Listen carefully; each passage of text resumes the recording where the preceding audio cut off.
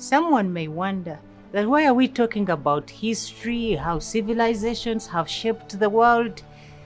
But this is the reality, that we cannot understand human beings unless we understand the environment in which they live, because the environment and the conditions and circumstances under which they live shape their minds and their attitude towards life. And in human sciences, there are departments. And there is a particular doctor called Bruce Lipton who studies epigenetics. Epigenetics talks of the relationship between a person's genetic mode and genetics to the environment, meaning that the circumstances and conditions a person grows up into actually shape that person's genes, or that person's genetics, and their behavior, and their attitude, as well as their minds and tendencies.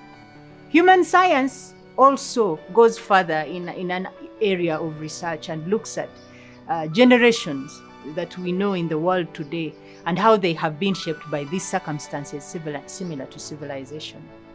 And the first generation we look at is Generation I.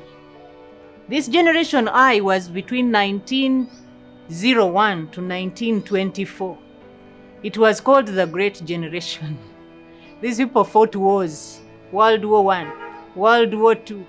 They were parents under very tough and difficult circumstances. They had to work under slavery, forced labor, and sometimes being sold, sometimes selling their children. So this was the Generation I. The times were very, very tough. This Generation I, due to the stress that they were in during this time, developed what we call jazz music today and swing music. This swing music, if you've heard about it and you don't know what it is, it's music which goes like. In the summer, when it sizzles, I love Paris every moment.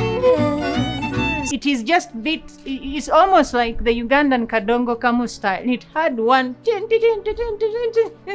didn't have any other beats because they were basically using local tools to actually create that and try to forget the misery of war. So we called actually this classification of people by also this research that was generation. We were terming a generation according to the circumstances of the environment and the events of history that actually shaped them and their personality and even their lifestyle according to what they went through. Then from that, we had what they called quiet generation. This was called the silent generation. Each came after 1924, 22 years after this generation. This one was quiet. They didn't do anything. They had parents who were from war, so they were settled and the war had stopped. They were basically quiet. They didn't do much. They didn't do anything because the conditions under which they grew were not challenging. And these were called the quiet generation.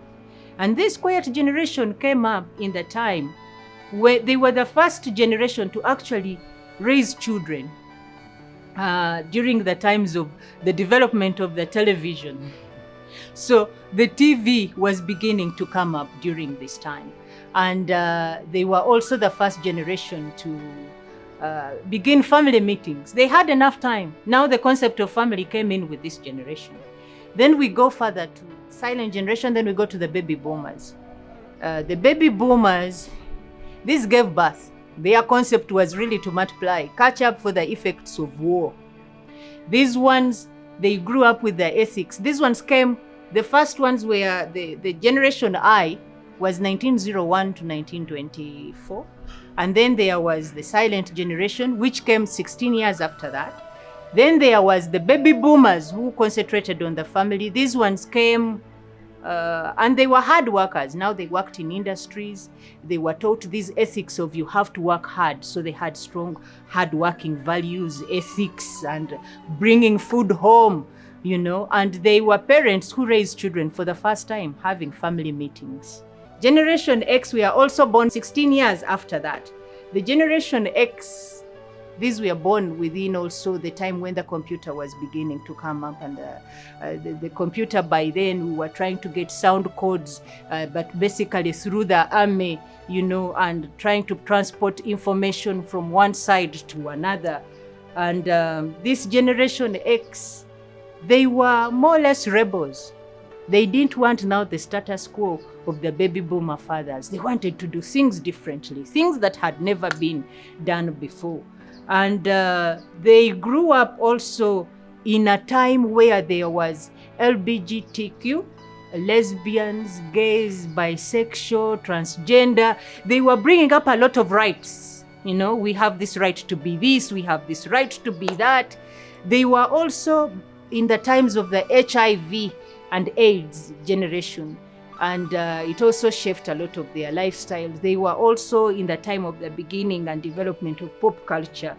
And this Generation X, 16 years again after that, we have other historical and mild events which took on what we have now, what we call the millennial generation. The first generation to grow up in both the times of a computer and the time of a television when it was beginning. These combine both these technological developments. These are also seen in a time that they really had not much patience. These are the people who are introducing us for the first time that you can now actually do everything virtual. In the millennial generation is where we are actually seeing that people could actually get married on the internet. Relationships had to be on the internet. Instant gratification had to be on the internet. You could be an activist on something by just being behind your phone, even if you don't show up in real life. You know, so this is the millennial generation. After this is the Generation Z. This is the kind of people children who really will never know a life that has been there without a computer. But they have the highest levels of anxiety because they do not know how to interlink and have human relations. They can't stay with anything too much. So they are filled with a lot of anxiety. But they have quite an attitude because they believe they have arrived.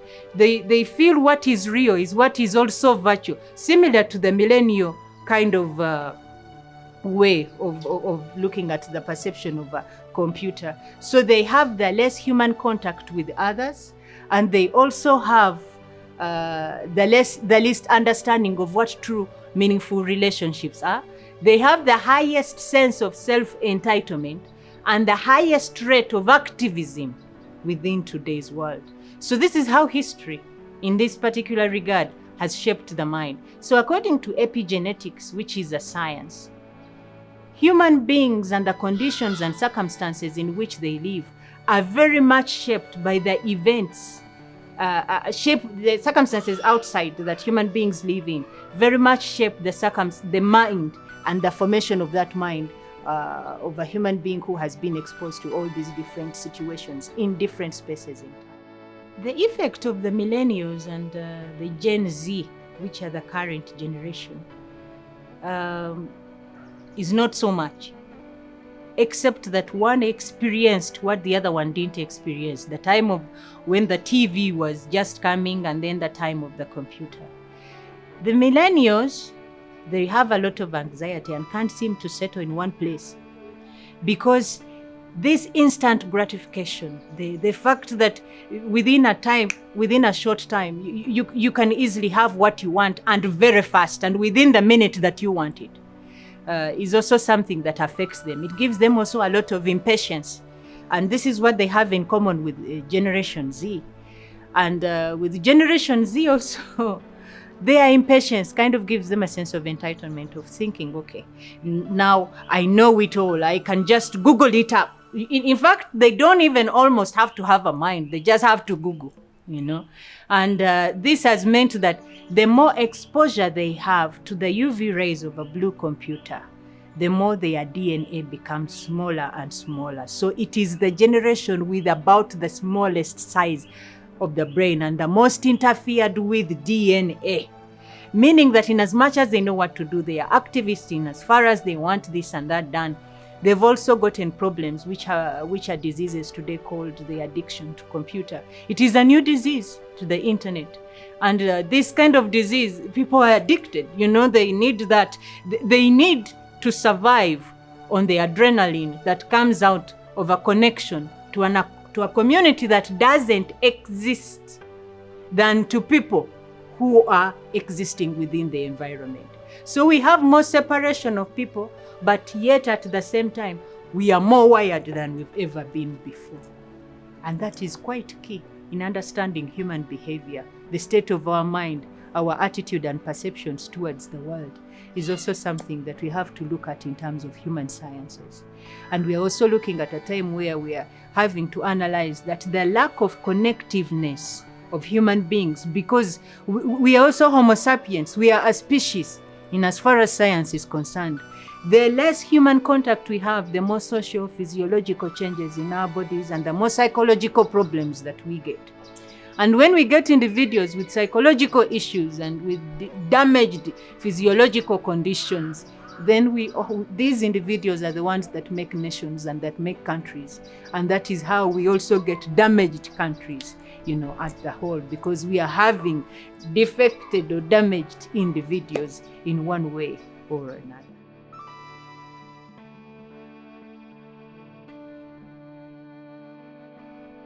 Human behavior is very logical.